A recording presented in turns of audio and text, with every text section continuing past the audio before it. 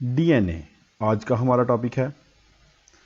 तो सबसे पहले हमारा क्वेश्चन है what is DNA. DNA is the hereditary material, यानी ऐसा मटेरियल जो कि हमारे इनहेरिटेंस के कैरेक्टरिस्टिक्स को कंट्रोल करता है। इसके साथ साथ डीएनए हमारे सेल के अंदर होने वाली एक्टिविटीज़ को, उसकी प्रॉपर्टीज़ को कंट्रोल करेगा। अगर हम बात करें इसके स्ट्रक्चर की, तो DNA is made up of 4 different kinds of nucleotides. वो न्यूक्लियोटाइड्स क्या हैं? D adenosine monophosphate, D guanosine monophosphate, D cytidine monophosphate और लास्ट है D thymidine monophosphate. Student, adenosine monophosphate की तो आपको थोड़ा बहुत आइडिया हो जाएगा, लेकिन ये जो डी है वर्ड है, ये क्या चीज़ है? ये बेसिकली डी ऑक्सी राइबोस को रिप्रेजेंट कर रहा है। डी ऑक्सी यानी कि ऐसा राइबोस मॉलिक्यूल जिसमें एक ऑक्सीजन का नंबर कम होगा। इसके बारे में जो फर्दर डिटेल है वो हमारी न्यूक्लिक एसिड वाली वीडियो के अंदर भी मौजूद है और उसका लिंक हमने डिस्क्रिप्शन के अंदर दे दिया है, अब उसको भी देख सकते हैं। तो हम ऐसे कह सकते हैं कि DNA is made up of polynucleotides. तो जब हमने पॉलीन्यूक्लियोटाइड का जिक्र किया तो हम अब देख लेते हैं कि व्हाट इज पॉलीन्यूक्लियोटाइड्स या पॉलीन्यूक्लियोटाइड चेन्स। स्टूडेंट्स, न्यूक्लियोटाइड जो हैं, सिंगल न्यूक्लियोटाइड्स, वो आपस में यूनाइट करते हैं। जब आपस में यूनाइट करते हैं, लिंक करते हैं, तो दे मेक पॉलीन्यूक्लियोटाइड चेन्स। और ये जो पॉलीन्यूक्लियोटाइड चेन्स हैं, they are linked with each other by a phosphodiester linkage, और वो इनके एक स्पेसिफिक सीक्वेंस को मेंटेन करके भी रखता है, जैसा कि आप इस डायग्राम के अंदर देख सकते हैं। अब यहाँ पे आपको दो तरह के बॉन्ड नज़र आ रहे होंगे। एक तो सामने लिखा हुआ है थायामीन और एडेनिन के दरमियान, जो कि हाइड्रोजन बॉन्ड है। इसी तरीके से थायामीन गवानीन के साथ भी लिंक्ड है, और जो गवानीन के साथ ये लिंक्ड है, ये जो बॉन्ड है वो बेसिकली फॉस्फोडाइएस्टर लिंकेज है।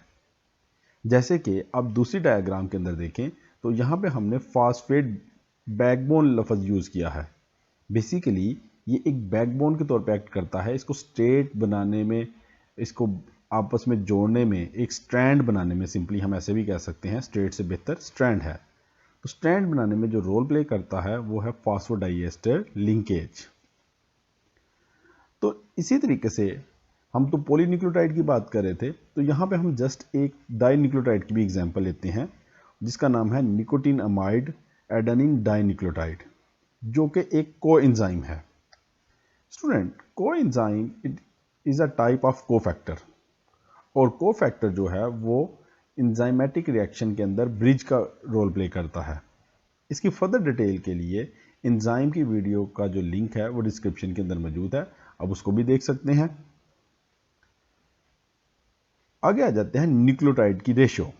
स्टूडेंट्स, 1951 में एरविन चारगोफ ने इसकी जो डाटा है इसकी न्यूक्लियोटाइड के रेशियो का वो एक्सप्लेन किया था।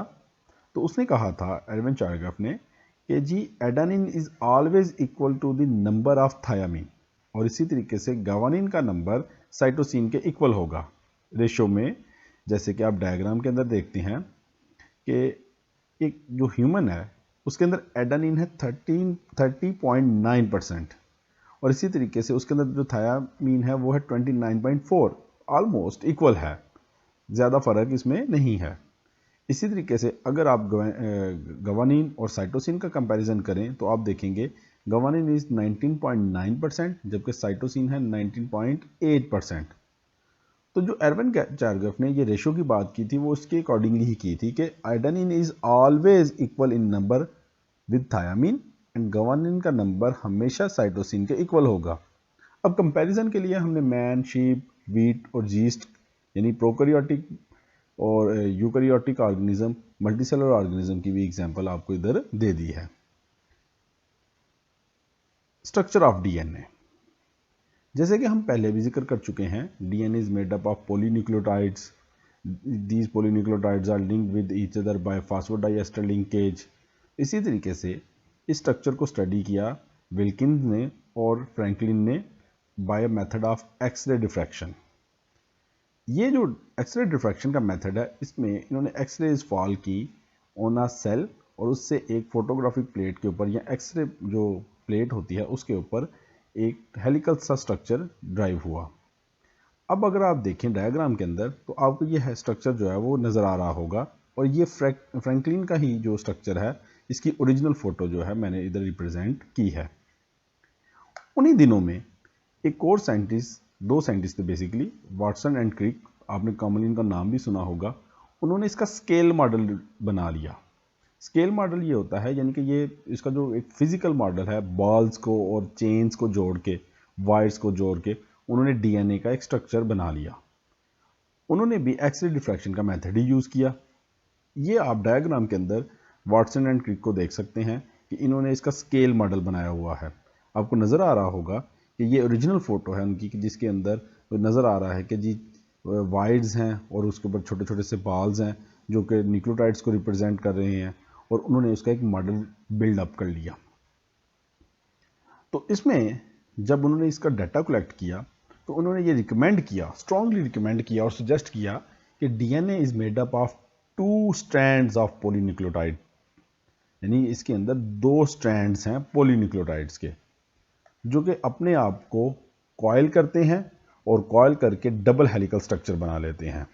यानी जो डीएनए का कॉमनली आप स्ट्रक्चर वैसे भी आप देखते हैं डायग्रामेटिकली भी, तो वो आपको हेलिकल फॉर्म में नज़र आता है, जो कि फर्दर अगली जो स्लाइड्स हैं उनके अंदर भी आपको नज़र आएगा। तो डबल हेलिकल ऑफ या डबल हेलिक्स ऑफ डीएनए, दोनों स्ट्रैंड्स की कॉइलिंग से है एक हेलिकल स्ट्रक्चर बनता है जो कि anti parallel to each other होता है, और ये दोनों चेन्स आपस में एक दूसरे के साथ जो हेल्ड करती हैं, दोनों अटैच होती हैं, वो हैं हाइड्रोजन बॉन्ड्स। हम पीछे भी हाइड्रोजन बॉन्ड का जिक्र कर चुके हैं, अब हम दोबारा से ज़रा हाइड्रोजन बॉन्ड को ज़रा डिटेल से देखते हैं। तो स्टूडेंट्स, अगर आप डायग्राम को देखें तो आपको नज़र आ रहा होगा कि जो साइटोसिन है, यानी एक न्यूक्लियोटाइड है, वो गवानीन के साथ अटैच है। तो अगर आप देखें तो आपको इसके अंदर 3 डॉटेड लाइंस नज़र आ रही होंगी। ये 3 dotted lines basically hydrogen bonds को रिप्रेजेंट कर रही हैं। इसी तरीके से अगर सबसे लास्ट पे आप देखें तो एंटी पैरेलल डीएनए का जो स्टैंड है उसमें आपको नज़र आ रहा होगा कि थायामीन और एडेनिन ये भी आपस में एक दूसरे के साथ लिंक्ड हैं, और यहाँ पे आपको 2 डॉटेड लाइन नज़र आ रही हैं जो कि रिप्रेजेंट कर रहे हैं 2 हाइड्रोजन बॉन्ड्स को। तो यहाँ से एक और बात भी हमें पता लगी कि adenine always bond with thiamine और गवानिन ऑलवेज बॉन्ड विद साइटोसिन, और ये दोनों एक दूसरे के ऑपोजिट होंगे। जैसे कि आप दूसरी डायग्राम के अंदर भी देख रहे हैं कि थायामीन और एडेनिन आपस में लिंक्ड हैं, और जबकि नीचे गवानिन और साइटोसिन। तो स्टूडेंट्स, जो एडेनिन और थायामीन है, इनके दरमियान 2 हाइड्रोजन बॉन्ड्स प्रेजेंट होते हैं, जबकि गवानिन और साइटोसिन के दरमियान 3 बॉन्ड जो हैं वो प्रेजेंट होते हैं। तो जब थायामीन और एडेनिन के साथ जब बॉन्ड बना लेता है तो now it is termed as a base pair, यानी बेस बेसिकली नाइट्रोजन बेस की वजह से इसको कहा जा रहा है। तो जबकि ये 2 बेस हैं, यानी एडेनिन अलहदा से और थायामीन अलहदा से, जब ये आपस में लिंक कर गई then it is called as a base pair. अब बात कर लेते हैं डीएनए की नंबर का, अमाउंट का। ये डिपेंड करता है कि जी ऑर्गेनिज्म कौन सा है। In different species there are different number amount of the DNA is present. इसी तरीके से जो हमारे जर्म सेल्स हैं उनके अंदर जो डीएनए की अमाउंट है वो हाफ होगी, बिकॉज हमारे germ cells number of chromosome भी हाफ कंटेन करते हैं। एग्जाम्पल के तौर पर अगर हम ह्यूमन की एग्जाम्पल ले लें तो हमारे जो सेल हैं, जो सोमैटिक सेल्स हैं, दे कंटेन 46 क्रोमोसोम, जबकि हमारे जो जर्म सेल्स हैं यानी गैमेट्स हैं, स्पर्म और egg, they contain half number of chromosomes. तो इसका मतलब ये हुआ कि जो हमारे जर्म सेल्स हैं इनके अंदर डीएनए की अमाउंट हाफ होगी as compare to the amount of DNA in somatic cells. Example के लिए हम ये टेबल देख लेते हैं कि हमारे जो ये चिकन है उसके अंदर उसके जो रेड ब्लड सेल्स हैं उनके अंदर जो अमाउंट है वो है 2.3, जबकि जो क्रैब है उसके अंदर है 3.3। अब जो स्पीशीज़ हैं उनके अंदर तो वेरिएबल है, लेकिन अगर हम इसी चीज़ को कंपेयर करें स्पर्म सेल्स के साथ तो आप देखें जो चिकन के रेड ब्लड सेल्स हैं वो कंटेन करते हैं 2.3 अमाउंट ऑफ क्रोमोसोम, ये पिकोग्राम के अंदर है, जबकि स्पर्म सेल जो है ये कंटेन करते हैं 1.3। इसी तरीके से अगर आप क्रैब के जो अमाउंट ऑफ डीएनए है उसको पिकोग्राम के अंदर जो कंपैरिजन है उसको देखें तो रेड ब्लड सेल जो है क्रैब के वो कंटेन करते हैं 3.3 अमाउंट ऑफ डीएनए, जबकि उसके स्पर्म सेल जो हैं वो कंटेन करते हैं 1.6 यानी हाफ। तो ये एक कंपैरिजन आपको स्क्रीन के ऊपर नज़र भी आ रहा होगा। इसी तरीके से लीवर सेल्स की बात की गई है, किडनी सेल्स की बात की गई है। तो देखें लीवर सेल, किडनी सेल्स और red blood cells all are somatic sales.